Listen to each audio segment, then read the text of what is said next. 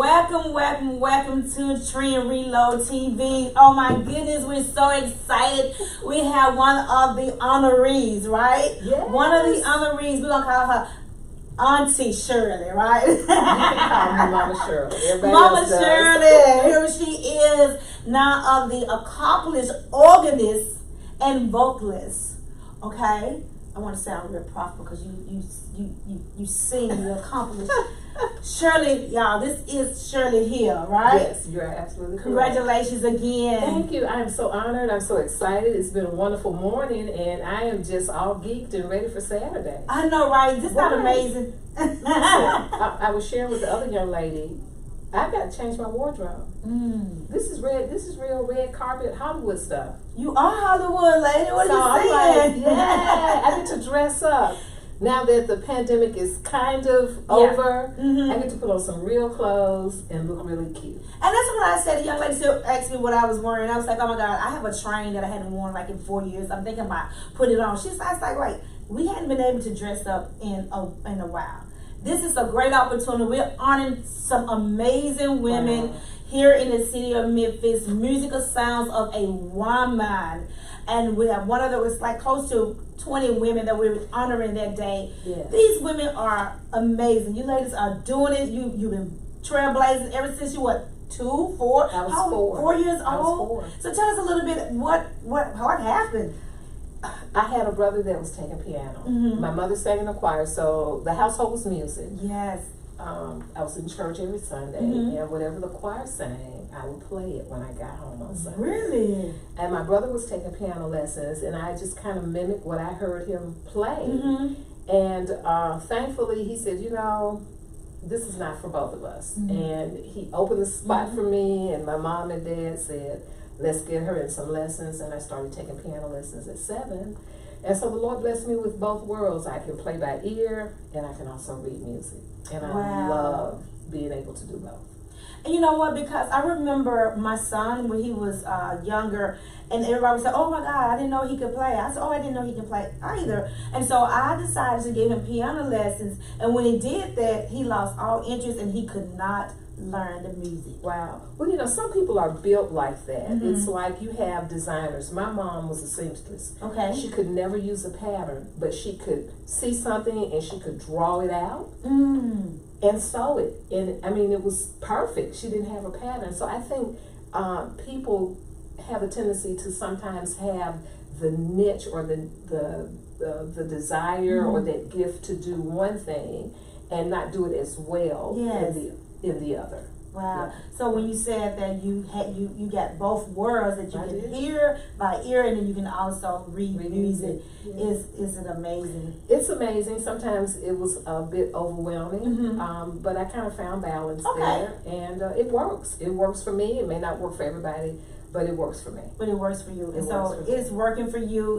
It has worked for you. Yes, and we just believe in God. It's still going to work. Absolutely. Right? It's still going to work. So when you got to notice that, you know, people are watching, they like, hey, this is what I've been telling the ladies. Like, people are saying, hey, sis, we see you. Like, what was your feeling? What was your mindset? I've never been in that space of we see you.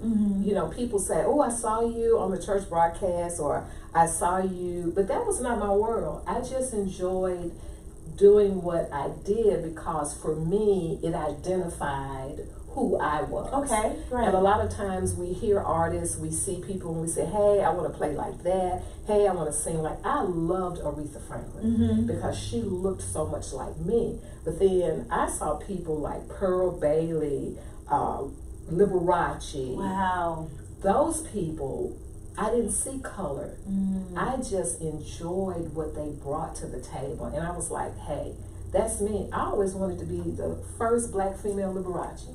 You go, girl. You know, on the classical piano, the candles, the busting myself on the piano, Carnegie Hall. That's who I designed in my mind as a kid. Never a church musician. Never a church musician. And you did get really, really close because you was in the Orphan Memphis. So tell us about that. How I was nearing 50. And I had friends that were part of the Upper Memphis Chorus, and they encouraged me to do so.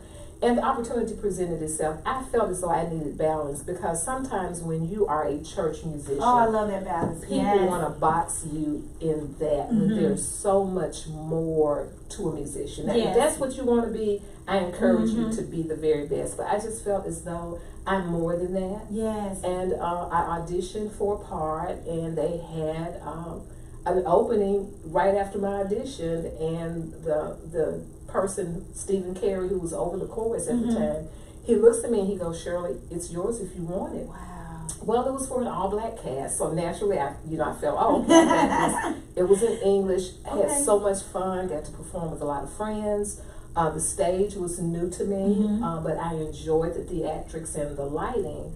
And I got an opportunity to come back again to do Madame Butterfly, which was in Italian. And I felt as though I can't do this.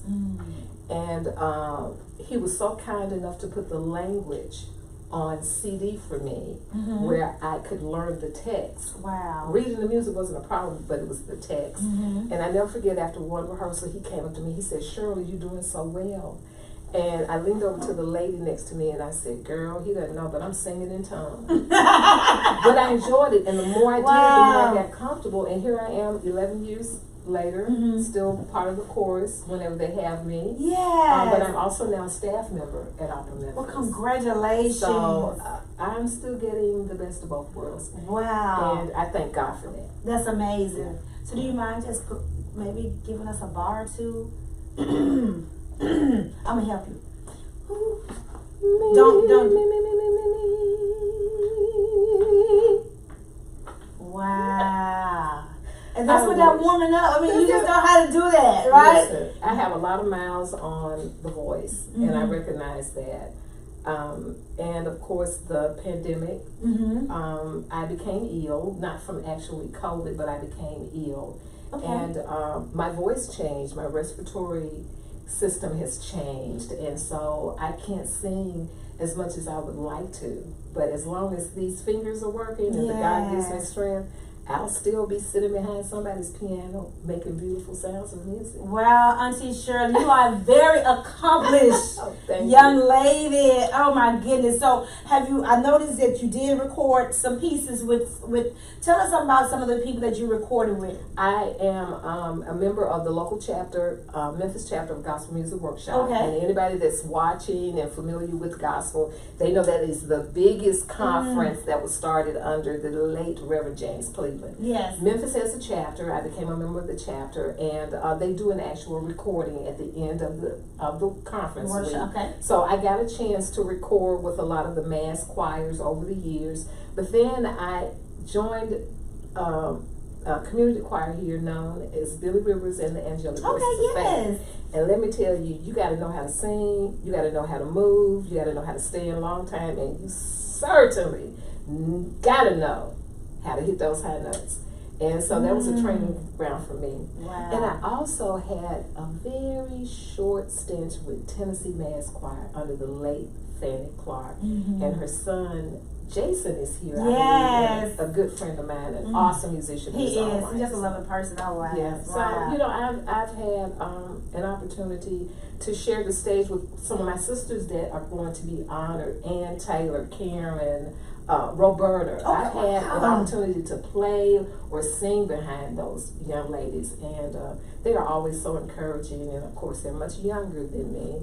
But I try to hang with them. Yeah, but I know you know, they was younger, they was Afro, but I know they gleaned so much from you, and thank you so what much. You brought to them to make them and to encourage them. You're a trailblazer. So I know that just in order for all the sisters and the women to get together on this particular day, it is going to be amazing. Yes. It is going to be amazing. Yes. So we are so excited for you. And so tell us what some things that you have up that's coming up.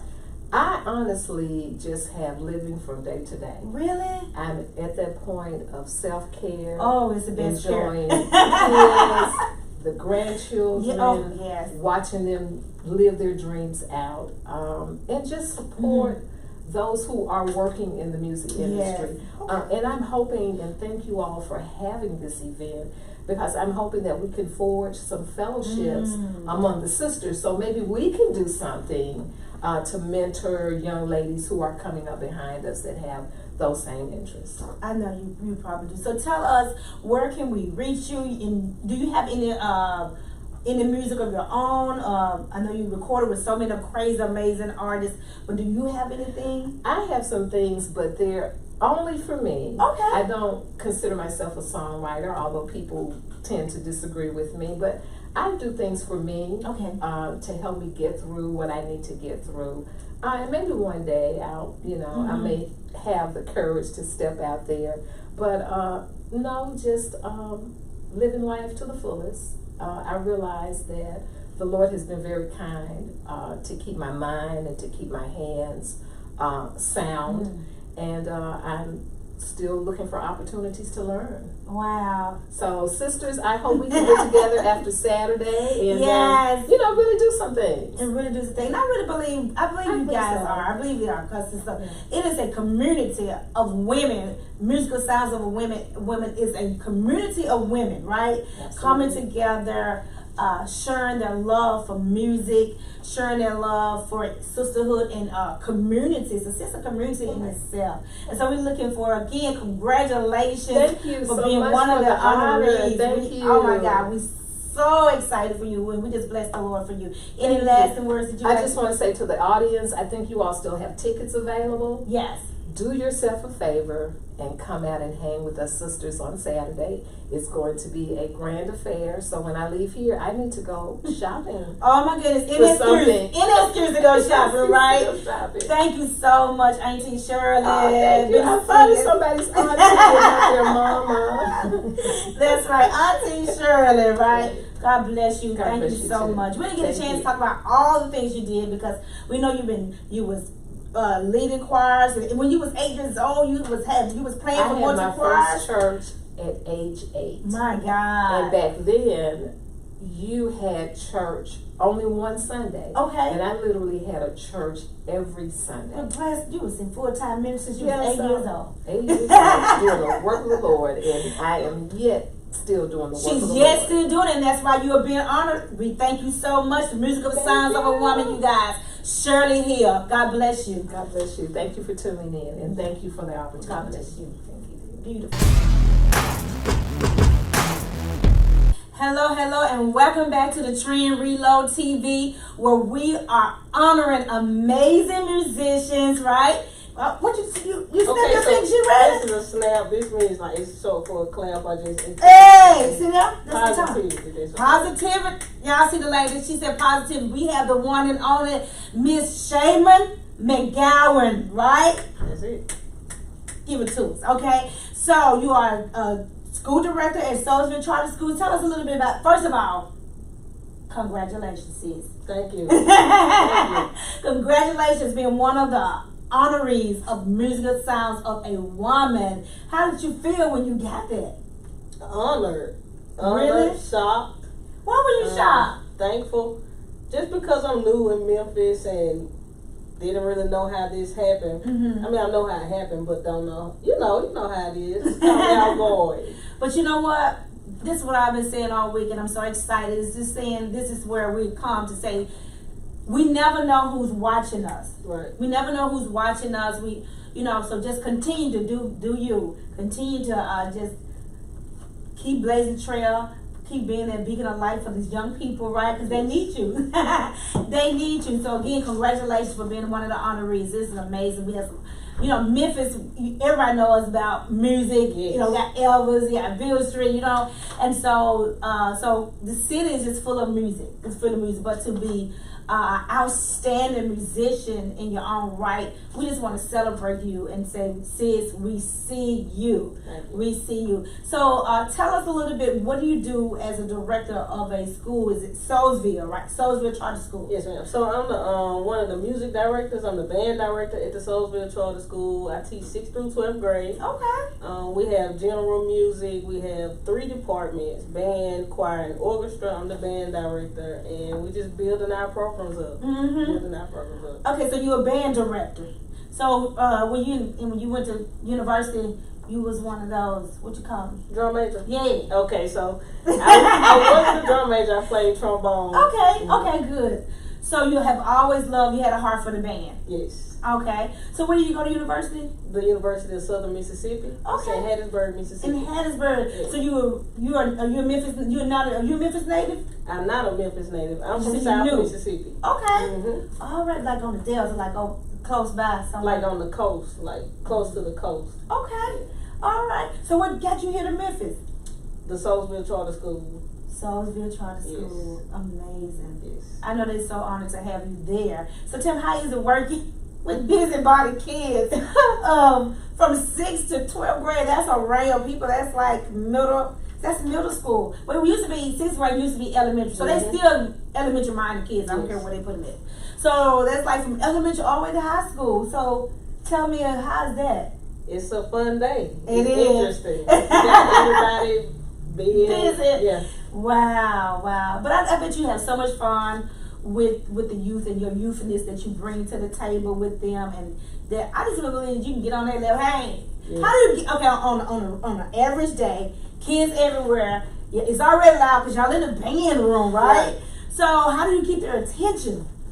Gotta keep them busy. Every time it's a break, we gotta get back at it. Okay. Wow. Now you were affiliated with Stacks School, right? Yes. Tell me about that. So Stacks is we are all under one umbrella. Just the Stacks Museum, the Soulsville Charter School, and the Stacks Music Academy. I work for the charter school. Okay. But my class is in the Stacks building. So I just ended up having a relationship with the Stacks staff and students, because some of them are my students. And so they have hired me for some part-time work before, and we just get it done. So you work with the alumni. So tell me, how did it work? So I did the Stacks alumni band in the summer, where they performed at BB King every week. I managed them for a little while. So you pretty much like teaching, directing, doing summer music all year round. Yes. You have the regular school year, then you have the summer months. I mean, like, you don't get tired. It's music. It's so music. What drew you to music, the love of music? Did you grow up in a music inclined family, or back home?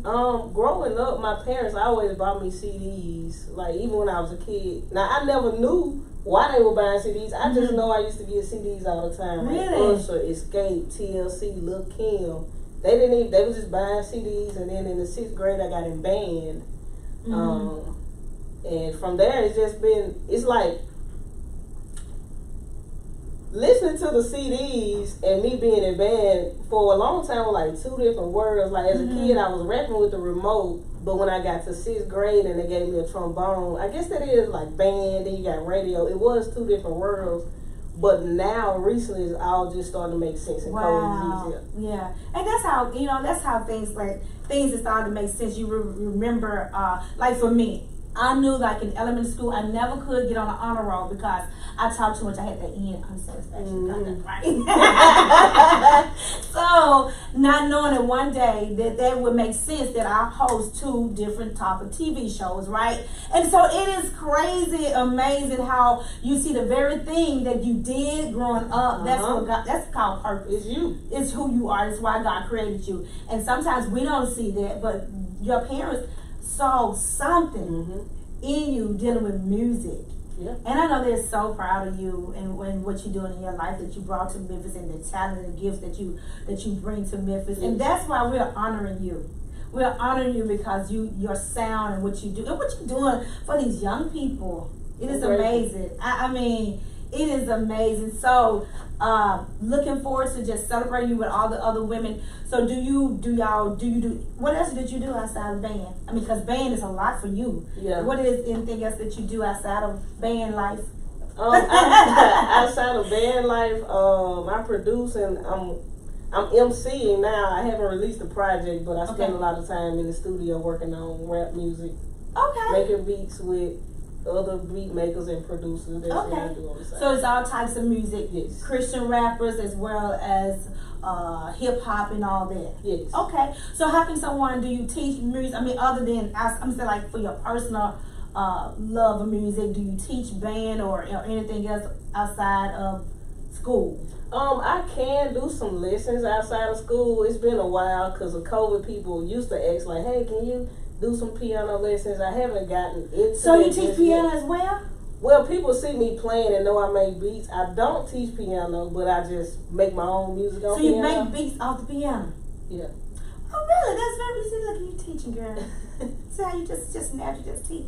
Because I always thought that beats were meant like stuff like from the computer. Okay, so that's true too. Oh, my watch coming off. So, you have beats you can make on the computer. You can make beats out of anything. Really? I can record this now and rap on it. Just put it on the computer. Or I can come up with something on the piano and transfer it to the computer.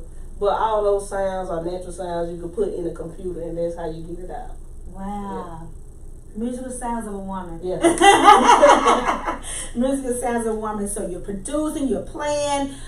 Oh my goodness. So what can we expect to see from you or hear from you in very soon? You can expect to hear a hip hop album titled 3 Majors soon. Okay, 3 Majors. What is that detail? Where did it come from? So my rap name is MC3. Oh, so you're a rapper too? Yeah, I said I was working on hip hop music. I'm making a project. There you go, girl. You heard me? That's why we're honoring you.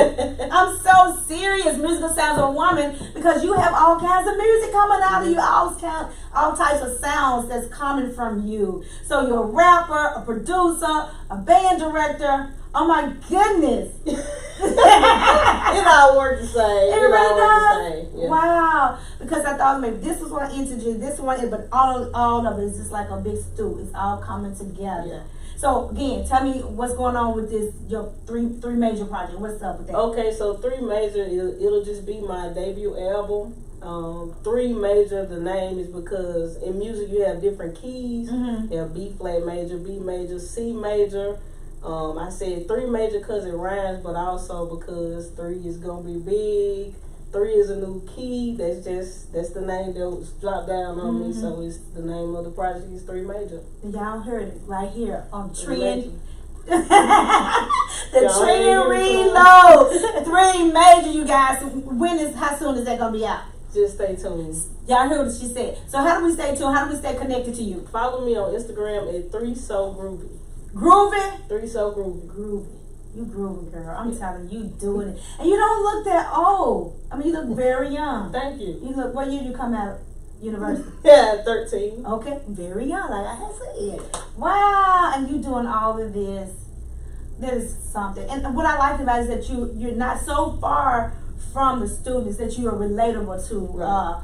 To outside of their real world when because once you in music, they're distracted with good stuff, but when they go home, there's some things that they have to deal with, and so by you still in that era with them that you can really relate to them. So that's why you are more than there just as a band director. You have an ear to listen. Yes. And so I commend you again. Congratulations. Thank you. Keep doing it. Instagram, where? 3 So Groovy. 3 So Groovy. Okay, YouTube, anything else? Any other platforms? Not yet. Not yet. Watch out for her. She's coming. I'm coming. Musical sounds of a woman. You like, guys. Shaman. McGowen. Right? Right. We're here to celebrate you. Thank you so much for coming on Trend TV. All right, until the next time, ladies and gentlemen, in a world where you can be anything, be yourself. Be you. I like that. I like that. You like that? Hey! In the midst of all you're going through, just trust in God and He'll fight for you. Just call His name, He's right on time. He's never lost, you'll be just fine. He conquered the grave and defeated sin. He'll never lose, He'll always win. He's an undisputed champion. Every battle he ever fought, he won. With him we always win. He conquered the grave.